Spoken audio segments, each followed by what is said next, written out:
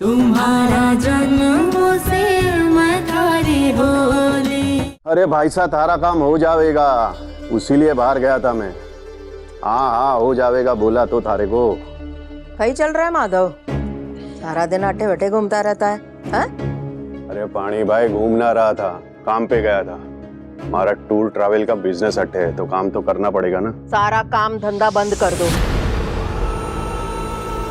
और तुम भी दिल्ली जाओगे बस। ना पानी भाई ना, हमारा धंधा अट्ठे है तो मैं सोच रहा था कि अट्ठे। थारे सोचने से कहीं होवेगा, मारे को सोचना है ना, मतलब हम सबको सोचना है ना। पानी भाई थारे को माधव की चिंता क्यों सता रही है? चिंता तो होगी ना भाऊजी, मारे को भी तो सोचना होगा कि माधव अट्ठे रहकर कमाएगा या कोनी। थारे ने तो अपना दिमाग का भी कोनी इस्तेमाल किया है, पर मारा तो धर्म है इस बात का ध्यान रखना कि इस घर परिवार और जायदाद पर माधव का बराबर का हिस्सा है अपने दोनों भाइयों की तरह या कोनी।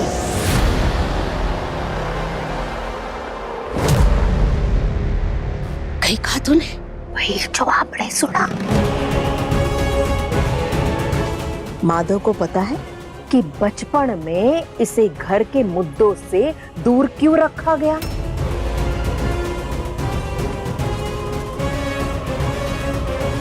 सब कुछ तो बड़े कुंवरसा और अनंत कुंवरसा संभालते हैं, घर जमीन जायदाद हिसाब किताब सब कुछ तो वो दोनों बड़े भाई संभालते हैं। अनुराग, अब मुझे बताओ, माधव तो घर का बेटा है ना, फिर भी इसे वो अधिकार को नहीं मिला। अब इसे भले समझना आवे, परंतु मैं तो सब कुछ समझती हूँ बहूजी। खबरदार पानी भाई, तू आग से खेल रही है, जल जाएगी।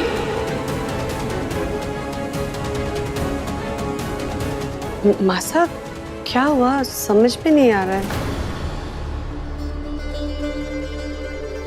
कुछ को नहीं हुआ।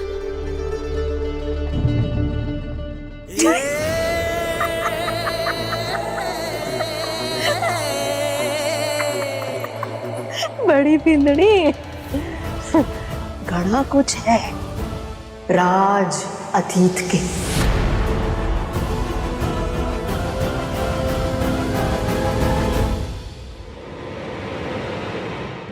आपकी गोल गोल बातें माने समझ में ना आ रही पानी भाई। आप साफ साफ कहिए कि कहना क्या चाहती है ताकि सब समझ पाए। समझाती हूँ। अब घर में मारे को सब लोग कई बुलाते हैं पानी भाई, और जब मैं पानी बाई थी तब कई बुलाते थे, पानी भाई, और जब मैं पानी बाई ना रही तब भी सब लोग मारे को पानी बाई बुलाते थे। और मैं थारे को हमेशा कहती थी कि मारे को पानी बाई को नहीं बुलाना, पानी माँ बुलाओ।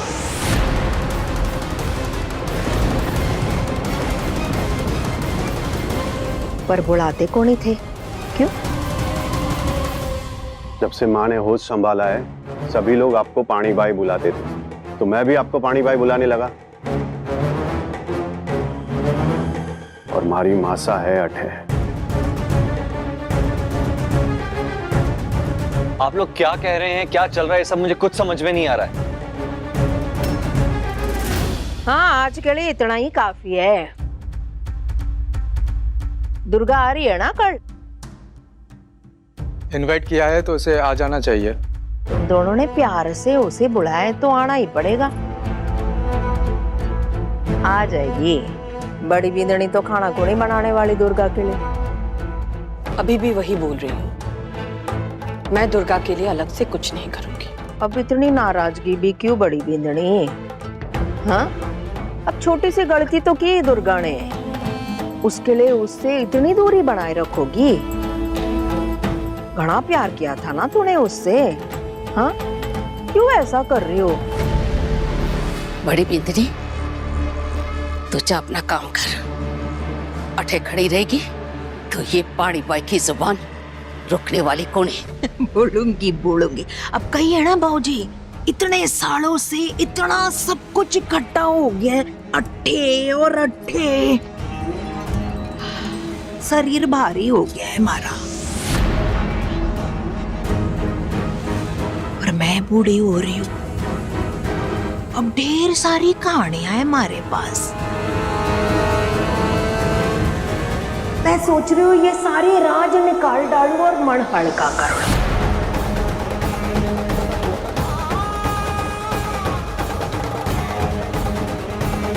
अब मारे शब्द बहेंगे भौजी और इन पर किसी का बांध काम ना करेगा। माधव जी। अब तुम दिल्ली जाओगे और अपने दोनों बड़े भाइयों के साथ काम करोगे, उनके हर काम में उन दोनों के साथ जुड़ोगे। पानी भाई, मारे को दोनों बड़े भाई साहब का बिजनेस समझना आता।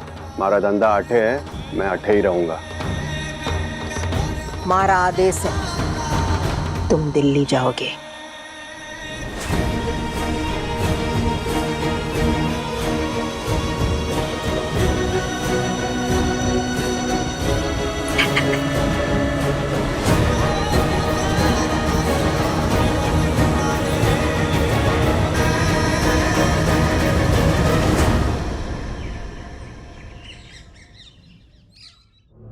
अरे और कितनी देर लगेगी? और कितना इंतजार करना पड़ेगा? अरे टाइम पे पहुंचना है ससुराल। अगर देर से पहुंचे तो कैसे सोचेंगे ससुराल वाले? कब से गाड़ी भेज दी है और ये महारानी यहाँ पे सजने धजने में लगी हुई है। दुर्गा, मुझे लगता है कि तुम्हें कुंवर साहब को सब कुछ साफ साफ बता देना चाहिए। नहीं दीदी, ऐसा नहीं कर सकती। कुंवर साहब की जिंदगी खत्म हो जाएगी।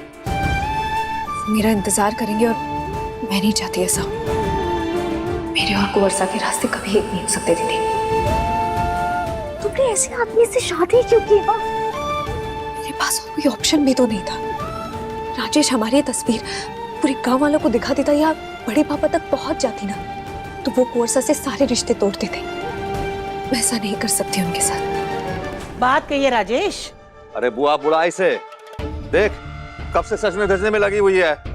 थम जा। अरे कहीं हुआ कि नहीं तुम दोनों का? अगर हो जाता तो बाहर आ जाती ना बुआ जी। शादी के बाद पहली बार अपने मायके जा रही है तो अच्छे से तैयार करके भेजना होगा। इतना वक्त? दरवाजा खोलती हूँ थोड़ी देर में। अरे जितनी सजी है काफी है, उसे बोल अभी कभी बाहर आए। राजेश, ऐसे बाहर नहीं आ सकती वो। अगर इस तरह से वहाँ भेजेंगे तो तुम्हारी ही नाक कटेगी। वो लोग क्या कहेंगे कि किस तरह से रखा है हमारी बेटी को। अच्छा लगेगा तुम्हें ये सब सुनकर? नहीं ना, तो इंतजार करो। और इसीलिए तुमने अपनी पूरी जिंदगी बर्बाद कर ली। अच्छा, वो तस्वीर अब भी उसके पास है और इस बात की क्या गारंटी कि आगे जाकर वो तस्वीर किसी को दिखाएगा नहीं? इसी शर्त पर तो शादी के लिए राजी हुई थी मैं दीदी। उसने कहा था कि वो फोटो डिलीट कर देगा और उसने दिखाया ऐसा करते हुए।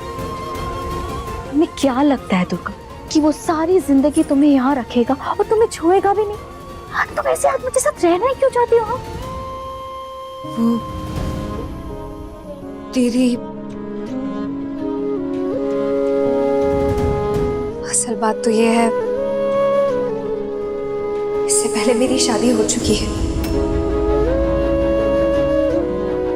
तुमने मुझे माला पहनाई, मैंने तुम्हें माला पहनाई। इसका मतलब हमारी शादी हो गई। हाँ, मन ही मन हुई थी, लेकिन उसे हम शादी कहेंगे। एक शुभ दिन पर हमने एक दूसरे को माला पहनाई थी।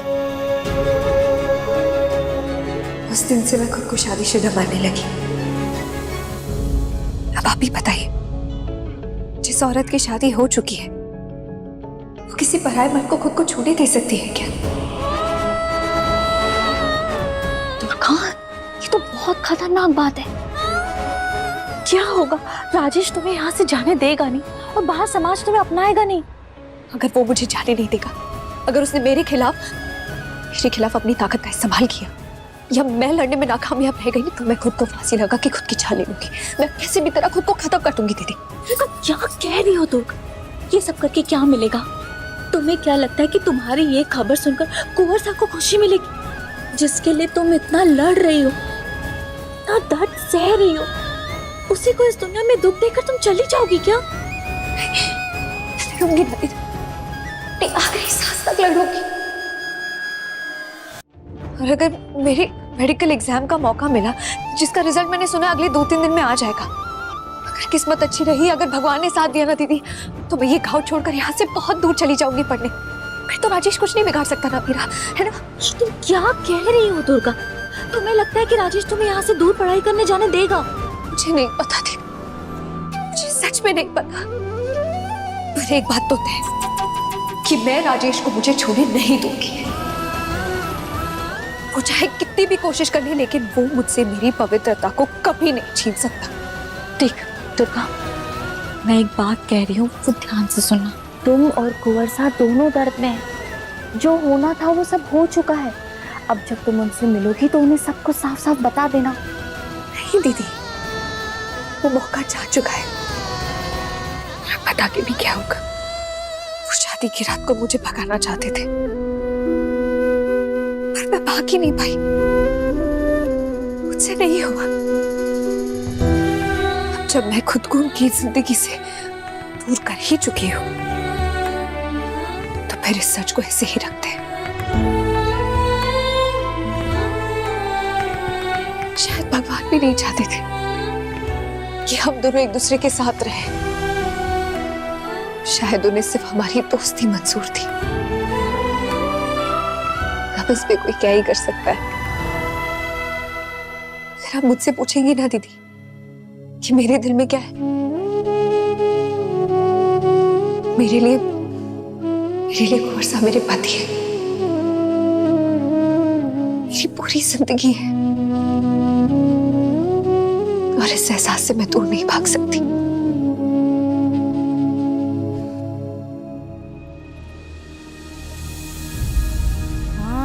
दीदी,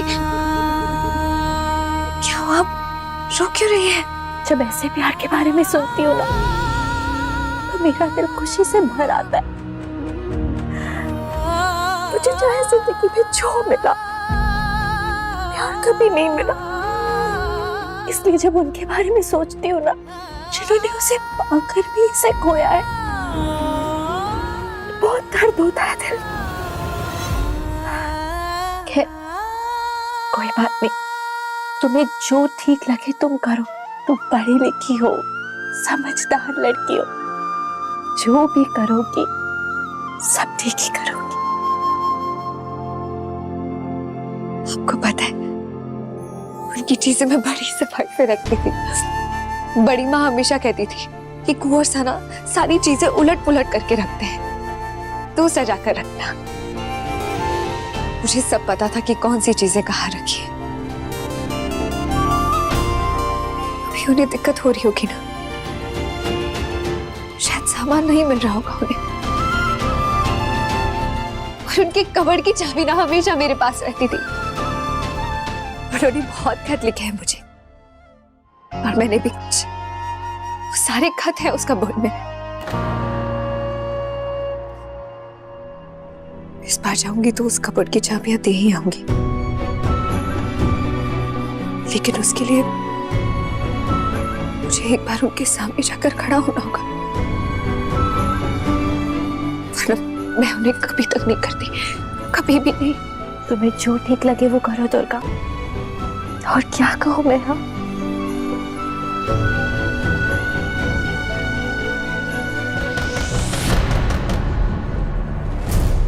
अब और देर नहीं कर सकते, अभी जाना होगा।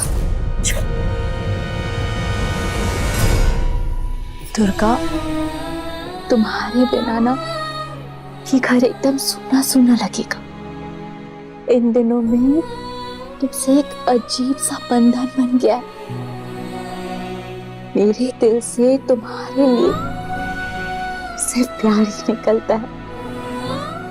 मुझे लगता है कि तुम मेरी ही बेटी हो, शायद इस जन्म में नहीं, पर पिछले जन्म की।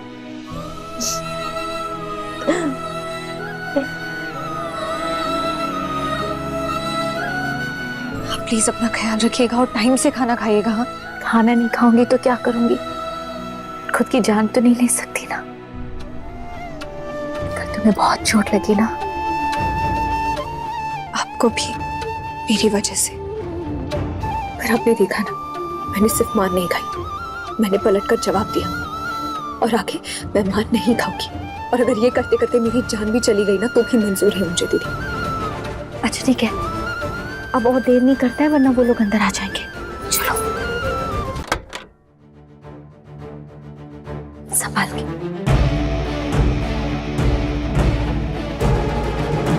अपने मायके जाने के लिए इतनी सज रही है, किसे दिखाने खातिर?